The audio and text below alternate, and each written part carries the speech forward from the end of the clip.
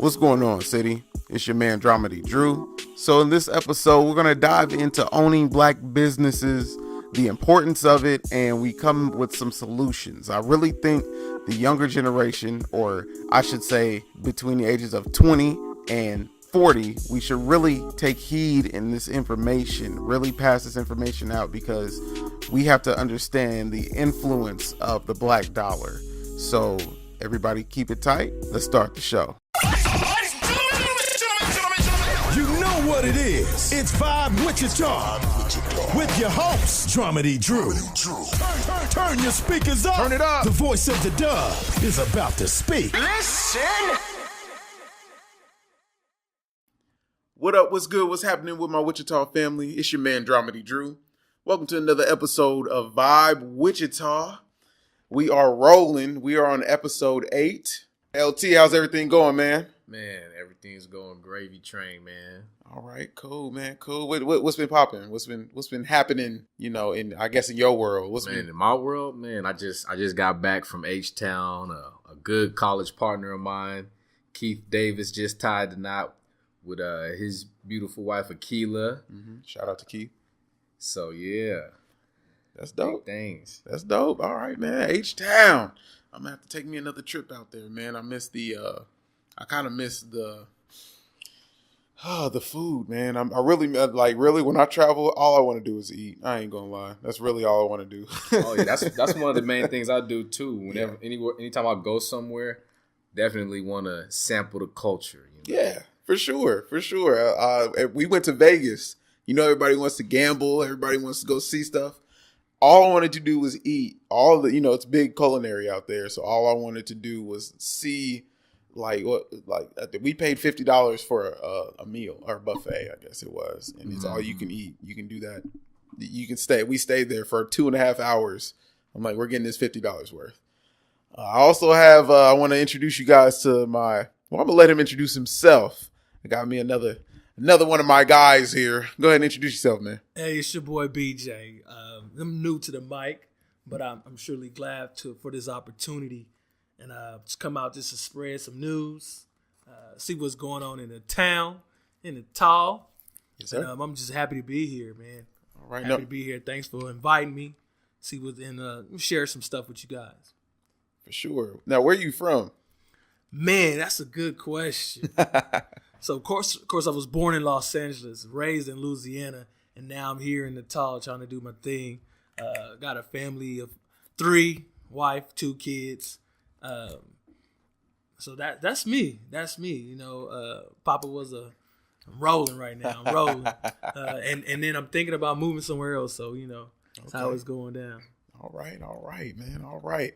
I appreciate you, both of you being here. There's a couple topics I actually wanted to hit, but it's been popping up a lot.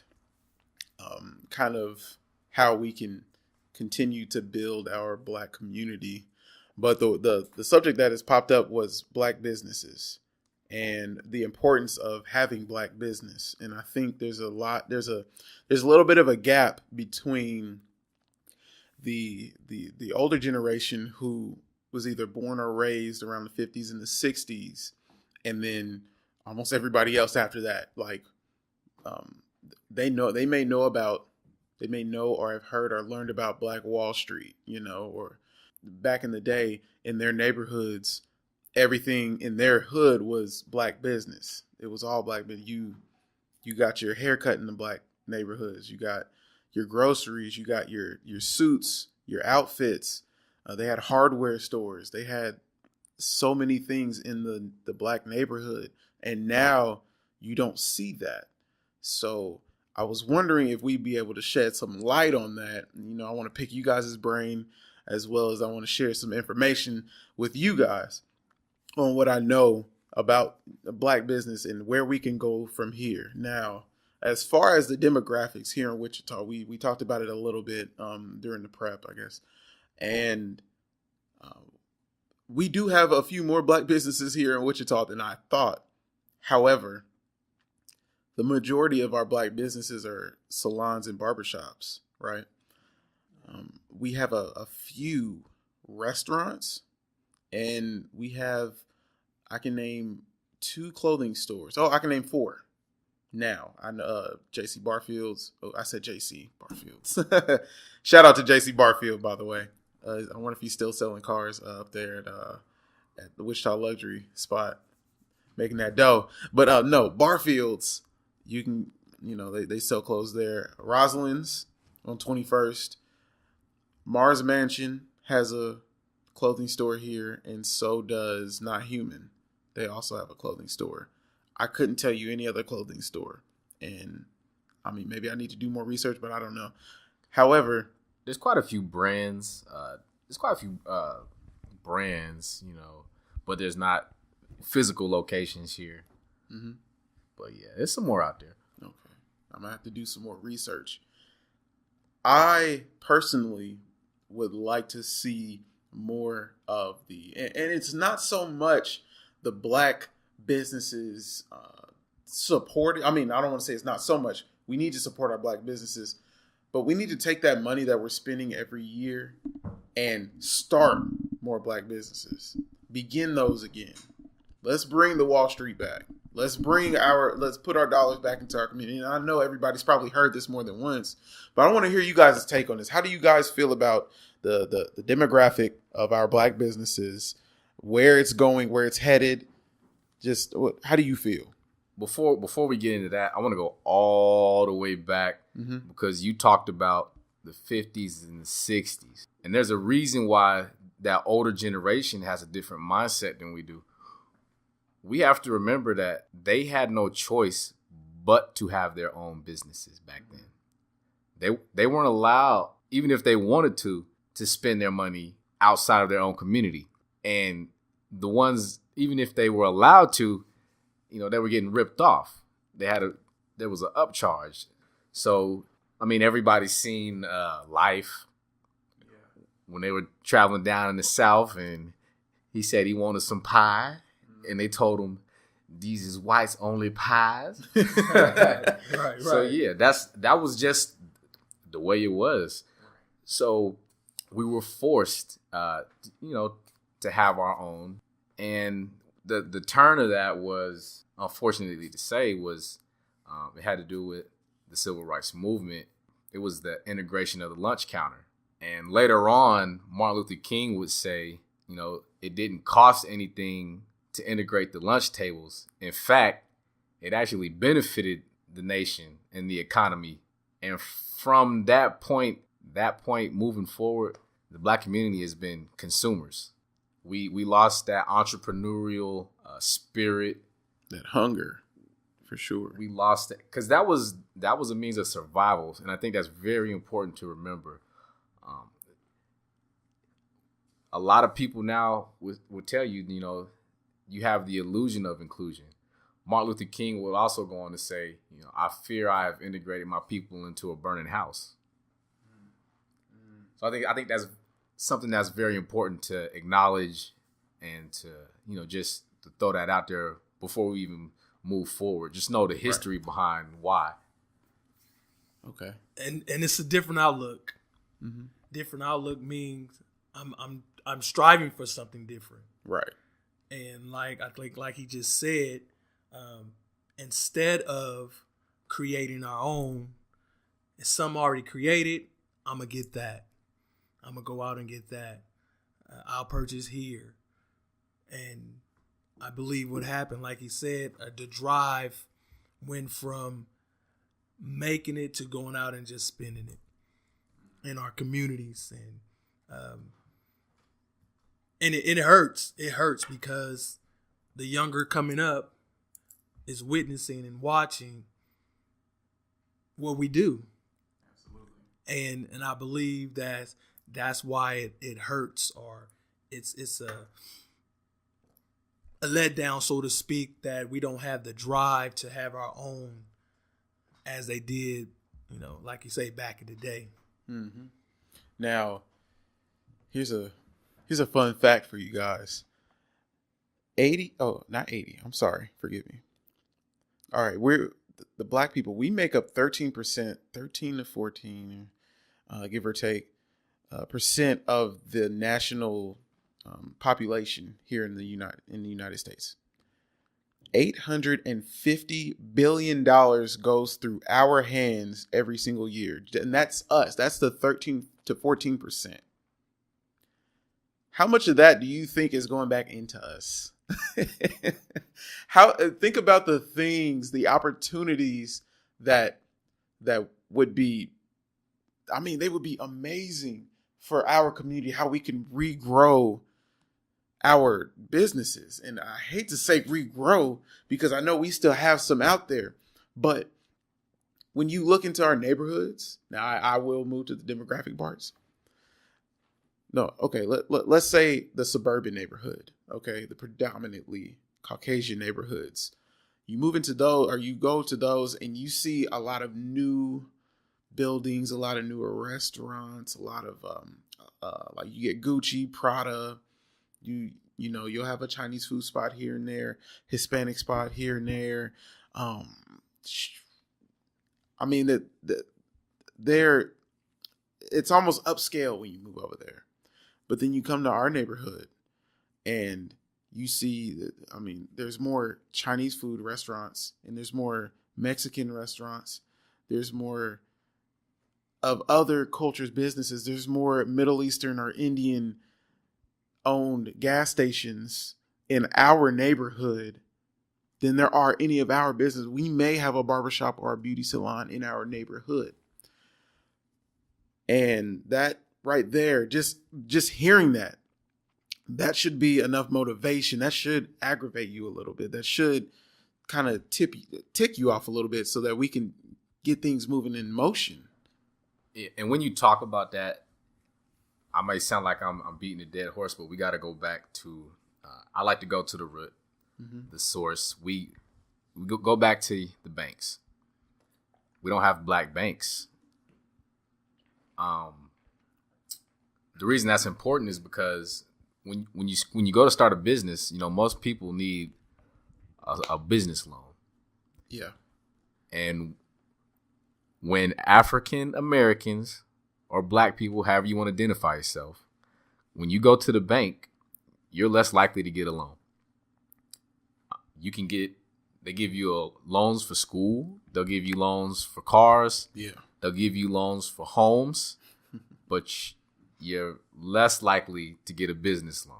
And I mean, that's all by design. We have to acknowledge that. We have to start talking about this stuff at the source. You touched on the other communities coming in and opening up shop in our business, in our neighborhoods. Right. That's part of the problem. These immigrants have better access to the funds to start these businesses. And a lot of times they may have the funds coming into the country because a lot of times they practice group economics. Yeah. Or for instance, say like the Asian community. They got a cousin that's coming over here. Well, they've been saving up. So when their cousin get here, they got money for them already here. Mm-hmm. We got this package for you. Get to work. And when they come over here, they're not missing a beat. They come straight to work. Yeah. And how do I feel about that? Let's look at it. One thing, for example, is we talked about hair salons and barbershops. Yeah. I said on a previous episode, we need black beauty supply. The Asian culture is dominating that market right now. Ridiculous. We're doing the handwork. We're doing the labor by doing the styles, the cuts, but they're making the cleaning on selling us the clippers, the Barbasol. It's like, think of it almost, because we're fellas, we're dudes, we can relate everything back to sports. I remember you saying something about basketball. We can relate everything to this. You got a person like Shaq, right? Shaq was making, let's throw a number out there, $100 million for 4 years playing in LA, right? He's banking. He's one of the highest paid athletes in the NBA, right? And he'll go around and tell you, man, I'm rich. I got this, I got that. I'm making my money. Okay, well, who's cutting your check? There you go. The owner is cutting your check. Jerry the supplier. Buss, that's right. You know what I'm saying? So that's how we have to see things. We need to invest back into ourselves. Let's find out what they're doing. Let's find out what let's go read, because we did this before. Did you know, like, when you go to the nail salon, who's predominantly in there doing the nails? It's Asian people, right? Correct. Back in the day, we were doing nails. We had the nail salons. You would go and there would be an older black woman in there taking care of your nails. Mm-hmm. Like, I don't see how we can't sit back and not kind of be upset that we don't have ours, because we have all this money, like I stated before, that circulate through our hands every single year. But we give it to Nike. We give it to Jordan. We give it to Gucci. Mm-hmm. You know what I'm saying? And that's a pain to me. It's sad to say that it takes work to get those business started. And again, if they don't want to put the work in, mm-hmm. I mean, you might even have the money, but it's going to take some work to get it started, to keep it running. And it's sad to say that some people don't want to do that work. And we have people coming over hungry. Yes. And not only hungry now, they're taking care of a whole nother group mm-hmm. back wherever they just came from. And I think we feel like, hey, you got the same opportunity I have. You need to do the same thing I'm doing. And like you said before, they thinking, hey, when you come over, we're going to get you started. Then you get started, we'll get somebody else over here started. We think and say, hey, you ain't in my fence, not getting taken care of like that. Now check this out. There's something there was a bill passed when there's a foreigner that comes here. I mean, they have to meet certain requirements. But when they come here, they are given a 750 credit score. Right? A 750 credit score. Easily, you can go and take out a bank loan. Right? Correct. You can go take out a bank loan. You can go get you a car if you want to. You can go buy you a house. Right? Man. But we can't invest any money into our school systems, our own, into other communities that we already have here, such as our black communities, our black neighborhoods, black businesses. You guys are telling us no, but you're not giving us an opportunity. And that's always been the case. You know, you put me out here. Okay, look. All right. I'm a slave.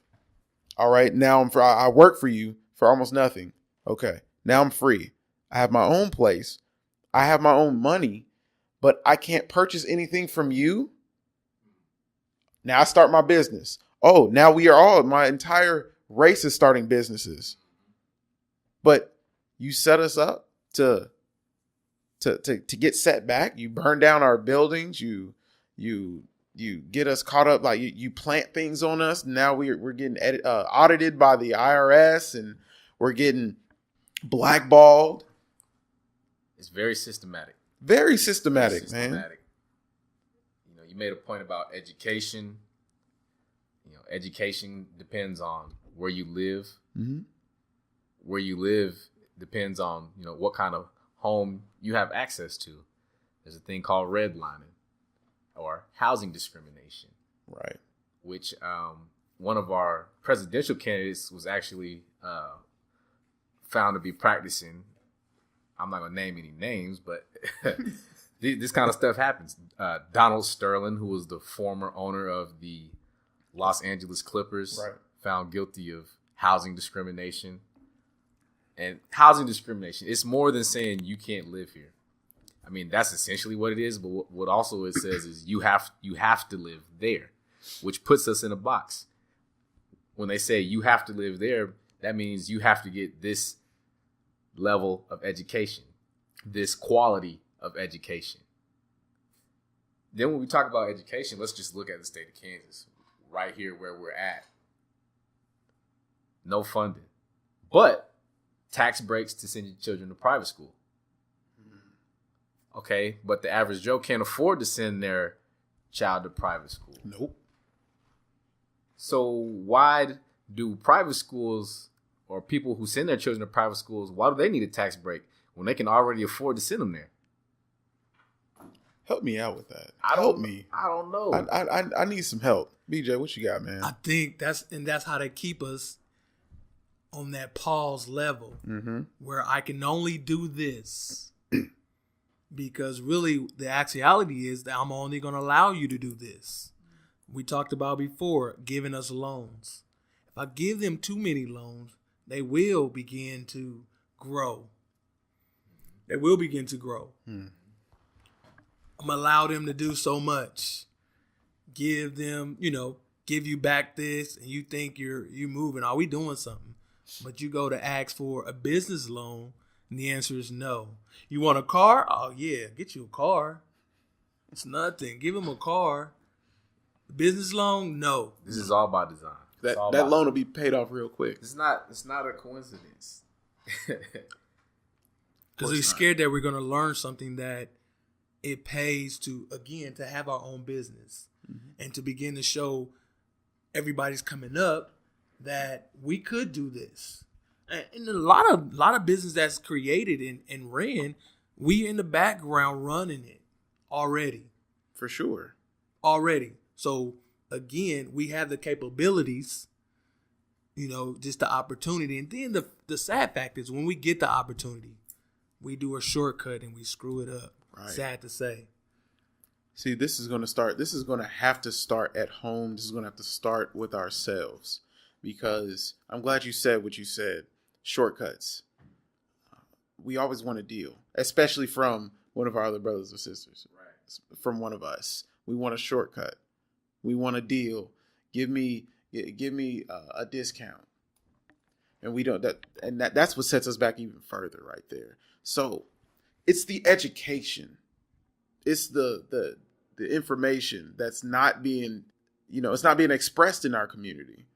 Knowing that your dollar is strong and how strong it is, and knowing who you are as a person, as a race, how popular you are, how influential you are. Why is my question.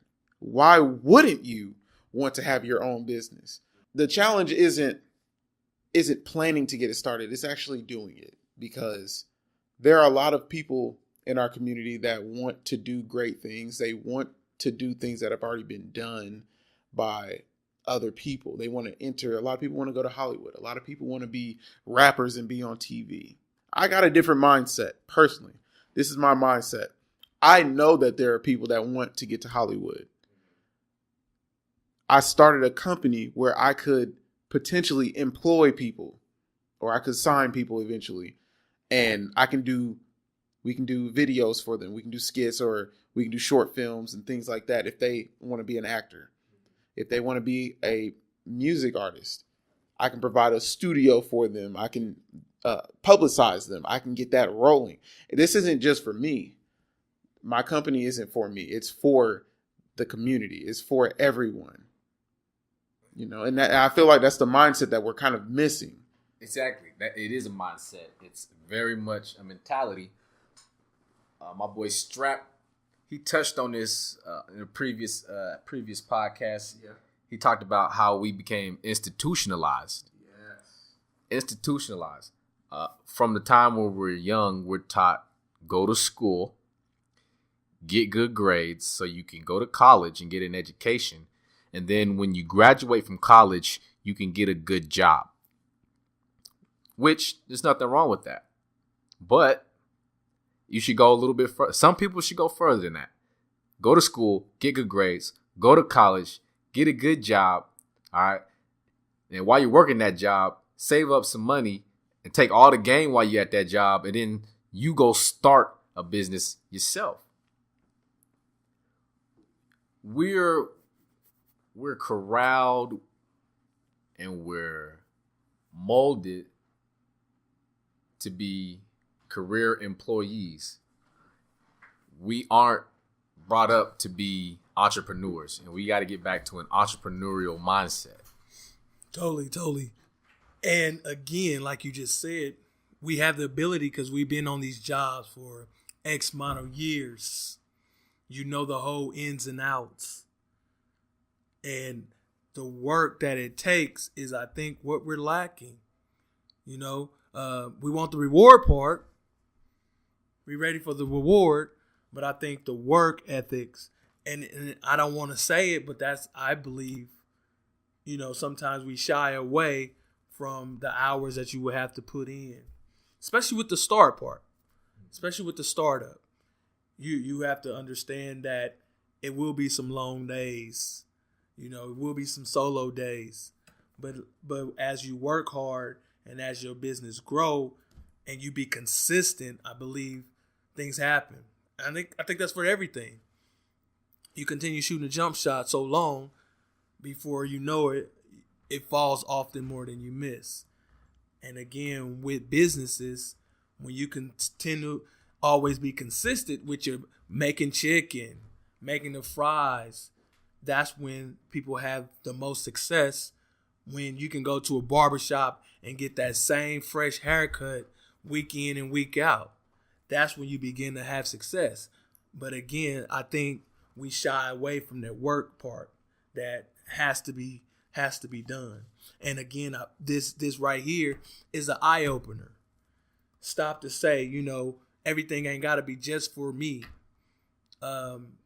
We have to start open doors for each other, and we have to start reaching back and start supporting what the 1, 2, wherever the Black-owned businesses are. We have to support them, and if that happens, hopefully it will start to grow, and I believe it will. Mm-hmm. I don't think we should be afraid to support, to pay an extra $1 when we go to a Black business. I think that's just a problem that we have, is that we, you know, if it's not Nike, if it's not accredited by our internationally, or if it's not on TV, we won't pay that extra $1. Like, if we will invest in those businesses, that, to me, I don't understand, man. I will go and get me some wings from Val's Wings and Things, even if it's the same sauce from Wings and Things, because she created both of them. You know what I'm saying? I will go to her place to support her. Now, mind you, there are places that you can go that sometimes the customer service is a little, you know what I'm saying, with us. And that's something we need to work on. But I'm not going to criticize you. I don't really want to hold my dollars from you. I had to think about that. Well, let's pause for a second, because there are places that we can go in our neighborhoods where people from other communities, we go there and the customer service is still questionable. There's an incident, and I'll throw this out there. Uh-huh. There was an incident by one of our church members that she experienced at Mid-K. Mm-hmm. And I mean, we all know. We seen, what was the movie? Don't Be a Menace. Right. Yeah. Don't Be a Menace. Hurry up and buy. Hurry up and buy. I can do that. I'm Chinese, so I can do that. Yeah, man. We know it, but listen. That just proves the point even further. If they're gonna treat you like that, why are you gonna tolerate it?